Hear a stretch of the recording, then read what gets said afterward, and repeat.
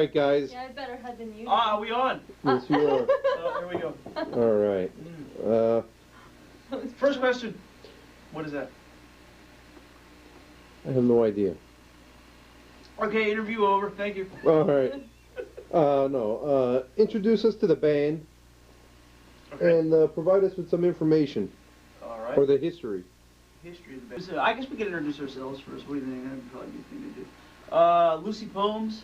I play bass, lead guitar, and rhythm guitar, and synth. I'm Phaedra, and I'm the lead vocals. Oh, hi. Who's he? Who is he? Percussionist. Sound engineer. Producer? Sound engineer. That sounds sophisticated. It's a sophisticated. So what's your role besides the instrument that you play for the band? Me? Yeah. Sound control, quality control, sound control.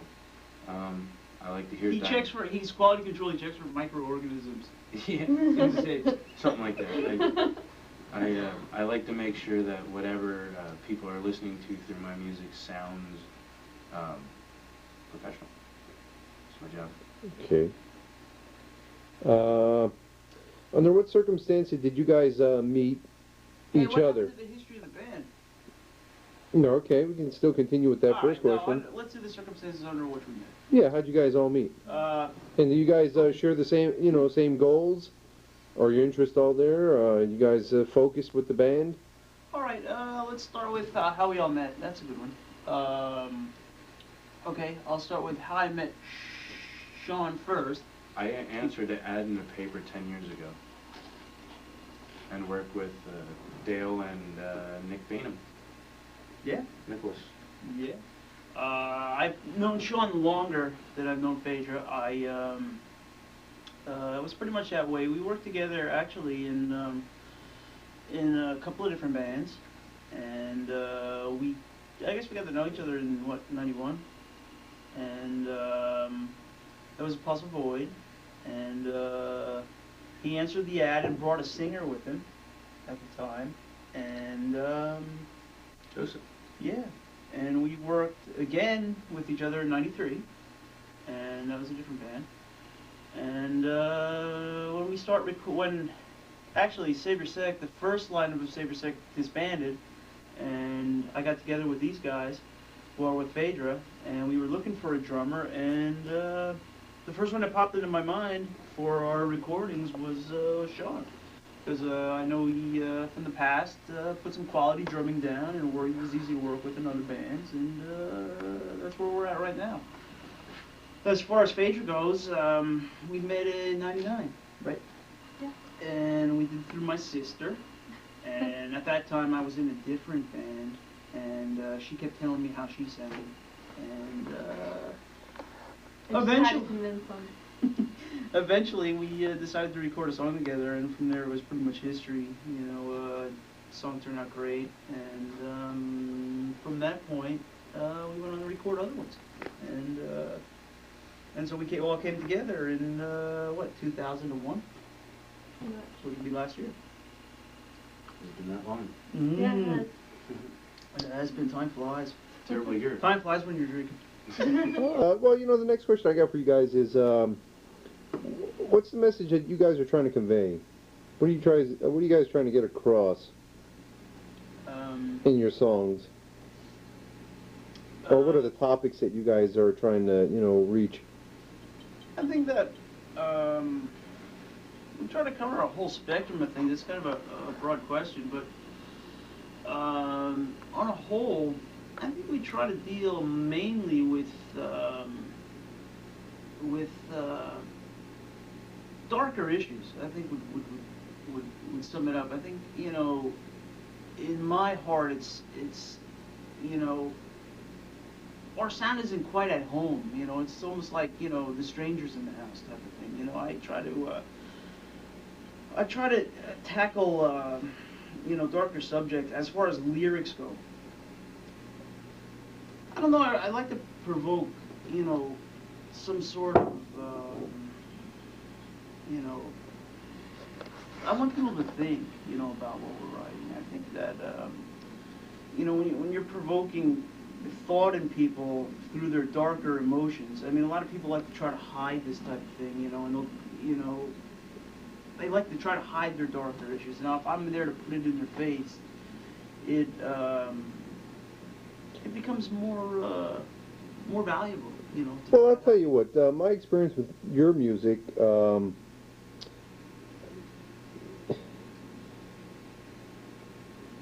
Is this? It's yeah. Is this grand? Yeah. Oh yeah. It's excellent. Excellent. It's excellent. You know, just on what you were saying with the darker image and everything that you're trying to cater to that audience. Being depressed. Does that say anything about your life? How much of the music is part of your life or the involvement of your life? I think a lot of it. I think, you know, anytime you sit down and write any type of poetry or, you know, song lyrics or anything along those lines, it comes as like a flow of consciousness from people. I know even in the music, when I sit down to write a song, it's stream of consciousness. You know, if I'm in a happy mood or I'm in a joyful mood, it's usually not a time that I'm going to sit down and write a song. It's more when I feel strongly about a certain subject, or I'm feeling some kind of depression. So actually, you guys could say that you play more or less on your feelings. For me, I could say for me personally, as a writer, I do. Yeah, it's something that I certainly draw on my negative emotions. It's a time when I feel negative that I can sit down and feel the most creative. Is that what this band's going to be? A negative creativity, the songs, or is that what you're trying to convey on each, you know, songs that you guys do, or how does the rest of the guys feel about that? Do you guys feel, you know, the days of joy and happiness and sadness play part of your music, or is this, you know, are you guys focused on one direction towards doom and gloom, or you know, what's your input on that? My personal input on that would be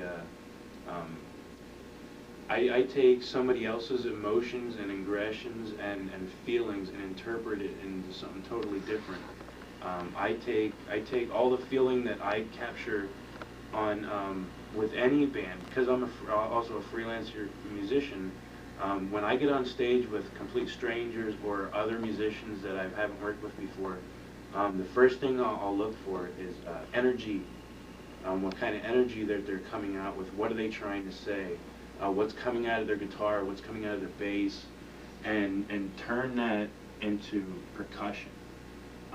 Trying to hear their dynamics in their music and putting their dynamics into what I play on the drums is how I view it. As far as dark and gloom and all that other stuff that you had to say about that, it's not a big issue to me. My issue is somebody else's music and transcribing it into percussion. And you, Doom Glookie? He is Doom. I don't know. I mean, everybody, I think, has a darker side, and I think, you know, when you sing, you can kind of express some of your emotions. You know, I put my emotion into it, because I can relate some of the songs, you know, in my life to the music. So, I don't know. I don't know if we're just all doom and gloom, or, you know, just expressing the darker side of how everyone feels. Okay.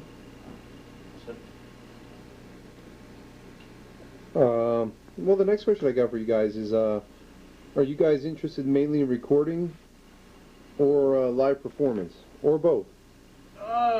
At the minute, well, actually, for quite a while, we've been a recording band only. However, this is, you know, something that's definitely subject to change. I mean, I would certainly not be against doing live shows, but it's something we haven't worked on in quite some time, and it would take some work to do that. Okay. All right, so you guys basically behind the scenes right now, trying to perfect your work? I feel that, you know, if we had some kind of label support or something, we would be more apt to do that. I mean, I would. Do you feel the need for that label support, or how do you guys feel about that? Do you need it? Do you need that acceptance, or what about just the raw, just the rawness of what you guys are doing and getting the support from the people? I don't know if it's so much an acceptance. I think, it's.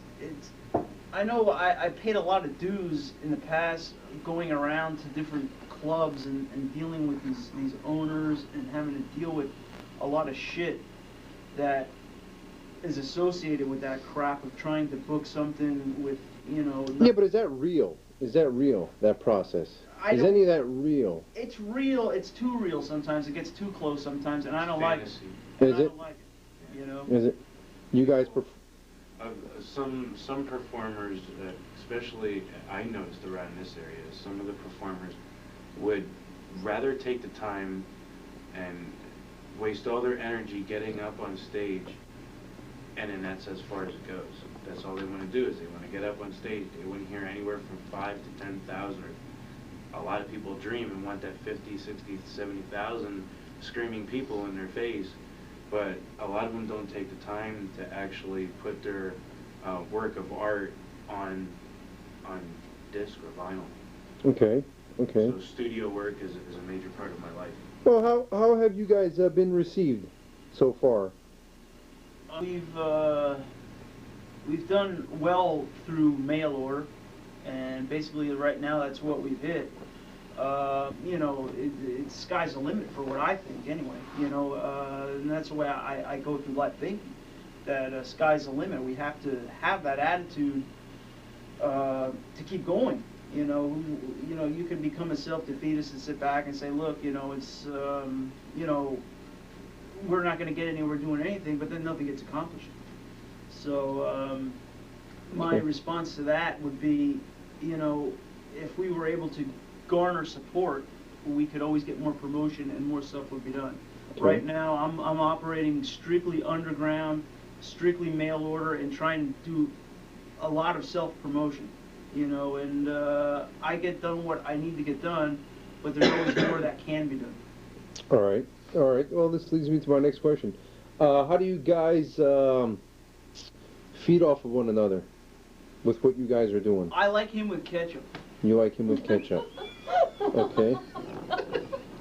Smoke another beer, dude. Okay. Well, Sean, what's your response to that? I don't even remember the question.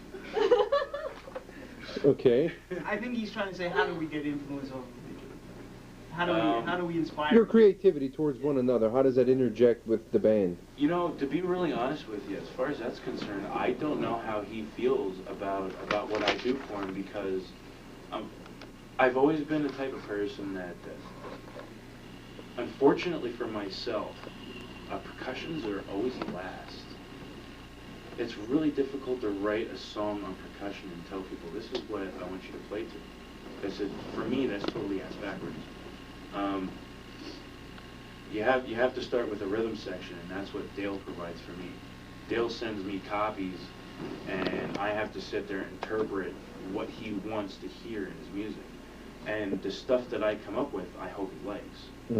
That's where our influences come from, and then later on we'll maybe chit-chat about it, and maybe he'll accept it, and in some cases he asked me to do it over because maybe it wasn't what he wanted to hear. So I'm not sure exactly what kind of influences I do for him, but as far as his influences for me, is I have to go with it. I have to feel what he wants in the music, and boom, put it differently. Interesting formula.